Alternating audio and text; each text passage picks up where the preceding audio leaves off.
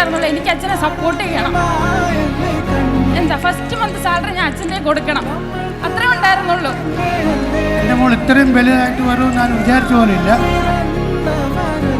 സത്യം പറഞ്ഞാൽ പഠിത്തം നിർത്താം എന്നുള്ള രീതിക്കായിരുന്നു വന്ന് നിന്നത്. ആ ഒരു ടൈമിലാണ് ഈ NISEL റിസൾട്ട് വരുന്നത്. വീട് കോട്ടയത്താ, നേറ്റീവ് തമിഴ്നാടാണ്. ഞങ്ങളിവിടെ വന്ന് സെറ്റിൽഡാണ് കോട്ടയത്ത്. ഇത്ര വർഷമായിട്ട് അച്ഛൻ ഒറ്റയ്ക്ക് ജോലി ചെയ്ത് അച്ഛൻ ഒറ്റയ്ക്കാണ് ഇത്രയും വർഷം കഷ്ടപ്പെട്ട് ഇവിടെ നിന്ന് അത്രയും ബുദ്ധിമുട്ടുകളൊക്കെ ഞാൻ കണ്ടു വളർന്നതാണ്. ഒറ്റ കാര്യം ഉണ്ടായിരുന്നുള്ളൂ, എനിക്ക് അച്ഛനെ സപ്പോർട്ട് ചെയ്യണം. എന്താ ഫസ്റ്റ് മന്ത് സാലറി ഞാൻ അച്ഛൻ്റെ കൊടുക്കണം, അത്രേ ഉണ്ടായിരുന്നുള്ളൂ.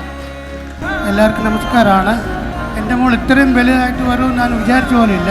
ഇങ്ങനെ ഒരു മോളെ കിട്ടിയ സാരില്ലെങ്കിൽ ഇവിടെ ഇത്രയും പഠിക്കുമെന്ന് എനിക്ക് അറിയത്തില്ല.